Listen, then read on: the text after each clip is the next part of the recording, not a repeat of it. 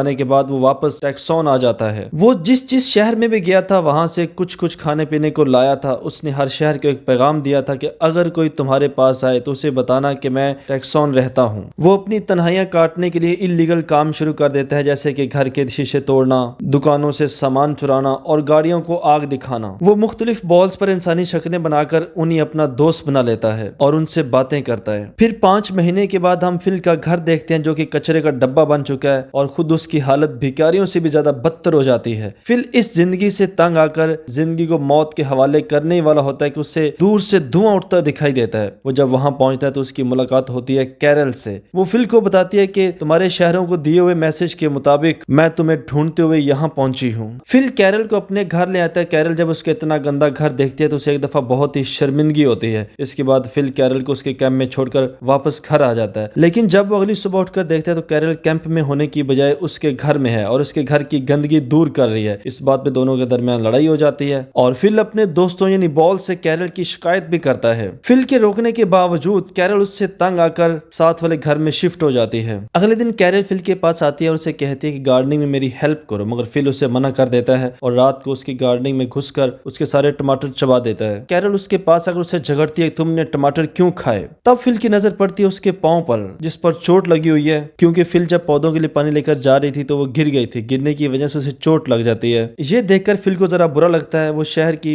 Main water supply से pipe जोड़कर उसके लिए पानी का इंतजाम करता है। कैरल उसे डिनर पर इनवाइट करती है जहां वो बड़ी अच्छी गपशप मारते हैं। कैरल फिल से कहती है कि मुझे लगता है कि खुदा ने हम दोनों को सिर्फ इसलिए जिंदा रखा ताकि दुनिया में दोबारा से इंसानों को तख्लीक किया जा सके। इसके बाद फिल कैरल को प्रपोज करता है और वो फिल को एक्सेप्ट कर लेती है। वो उससे कहती है कि तुम मेरे लिए रिंग लेकर आओ और मैं वेडिंग फंक्शन की तैयारियां करती हूँ। वो वेडिंग करने के लिए चर्च पहुंचते हैं। वहां फिल को याद आता है कि मैंने तो रिंग लाई नहीं। यहाँ पर कैरल को उसकी इस हरकत पर बहुत गुस्सा आता है। फिल उसे मनाने के लिए जब उसके घर जाता है तो वो घर को इतना सजा हुआ देखकर अपने रवैये पे बहुत ही शर्मिंदा होने लगता है। वो कैरल से हाथ जोड़कर माफी मांगता है। दोनों में फिर से सुलह हो जाती है। फिर वो रिंग लाकर उसे पहनाता है। इस तरह उनकी मैरिज हो जाती है। लेकिन मैरिज के बाद भी फिल की उदासी कम नहीं होती। एक दफा वो दोनों शहर घूमने के लिए गाड़ी पर जा रहे होते हैं कि उनकी गाड़ी किसी दूसरे की गाड़ी से टक्कर खाकर खराब हो जाती है। जब वो उस गाड़ी के पास जाता है तो उस गाड़ी से एक ब्यूटीफुल लेडी बाहर निकलती है जिसका नाम होता है मलिसा। फिल उसे देखकर चौंक जाता है। फिल की गाड़ी खराब हो गई थी इसलिए मलिसा फिल और कैरल दोनों को उनके घर छोड़ने जा रही होती है। तो कैरल मलिसा को अपनी मैरिज के बारे में बताती है और ये बात फिल को बहुत बुरी लगती है। वो सोचता है कि काश आप मुझे पहले मिली होती। मलिसा उनके साथ वाले घर में शिफ्ट हो जाती है। फिल अपनी दाढ़ी काट कर शेव कर लेता है। मलिसा ने अपनी कहानी बताती है कि मेरे हस्बैंड ने मुझे चीट किया था और फिर मैंने उससे ब्रेकअप कर लिया। फिल मलिसा की गाड़ी गिफ्ट करता है। कैरल को ये बात बहुत चुभती है। मलिसा जब कैरल और फिल को बियर की पार्टी इनवाइट करने के लिए उनके घर आती है तो फिल उससे अकेला मिलता है। फिल उसे कहता है कि कैरल की तबीयत ठीक नहीं है इसलिए पार्टी में मैं अकेले ही आऊंगा। मलिसा फिल से कहती है कि अगर तुम अकेले होते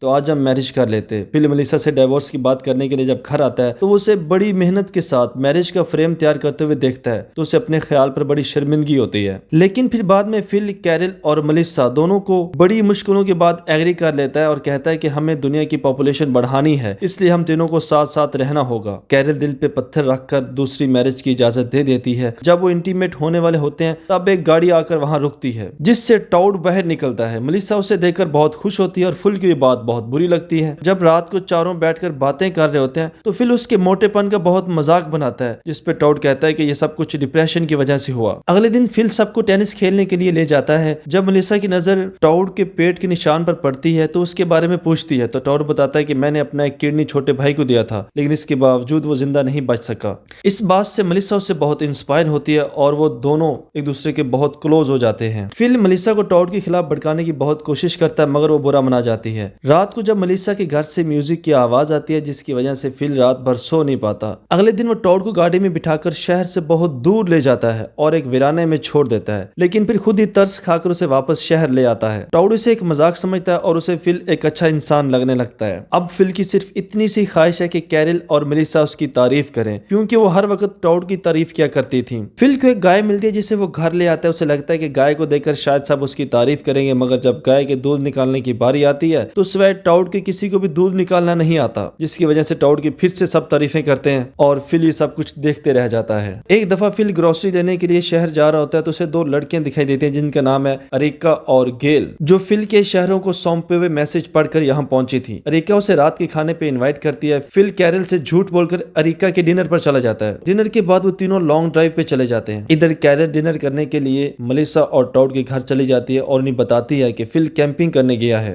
ये सुनकर मेलिसा को फिल पे शक होता है क्योंकि उसे उस पर जरा भी भरोसा नहीं होता। तब टॉड बताता है कि फिल बहुत ही अच्छा इंसान है, आज हम सब उसकी वजह से यहाँ पर इकट्ठे हैं, इसलिए आज हमें फिल को सरप्राइज देना चाहिए। वो उसे सरप्राइज देने के लिए कैंपिंग पे निकल पड़ते हैं। कैरल की गाड़ी जाकर एक गाड़ी से टकराती है और वो गाड़ी अरिका की होती है जिसमें फिल भी होता है। सब लोग गाड़ियों से बाहर निकल आते हैं लेकिन फिल गाड़ी से बाहर नहीं निकलता, वो गाड़ी में छुपा रहता है। अरिका कैरल को फिल से मिलवाने के लिए लाती है। उसे देखकर कैरल को बड़ी हैरानी होती है। कैरल अरिका को बताती है कि ये तो मेरा हस्बैंड है। इस बात पे सब बहुत गुस्से होते हैं और फिल को वहीं का वहीं छोड़कर चले जाते हैं। फिल पैदल चलकर जब घर आता है तो सब नाश्ता कर रहे होते हैं और सब के सब उसे इग्नोर करते हैं। इसके बाद फिल और कैरल के दरमियान ब्रेकअप हो जाता है। यहाँ पर कहानी में एक नए लड़के की एंट्री होती है जिसका नाम भी फिल होता है। कंफ्यूजन से बचने के लिए वो पहले वाले फिल का नाम टैंडी रख देते हैं। गेल, कैरल, अरिका तीनों की तीनों उसके साथ बहुत टाइम स्पेंड करती हैं। फिल कैरल के घर से गाय को भी निकाल देता है। वो उनकी प्रॉब्लम सॉल्व करना शुरू कर देता है जिसकी वजह से सब उसे बहुत पसंद करने लग जाते हैं। फिल टैंडी के घर रहने लग जाता है। एक दफा फिल और मेलिसा एक साथ घर का गंद साफ कर रहे होते हैं तो टॉड उसे देख लेता है। वो इस बात पे बहुत गुस्से होता है और इसके बाद वो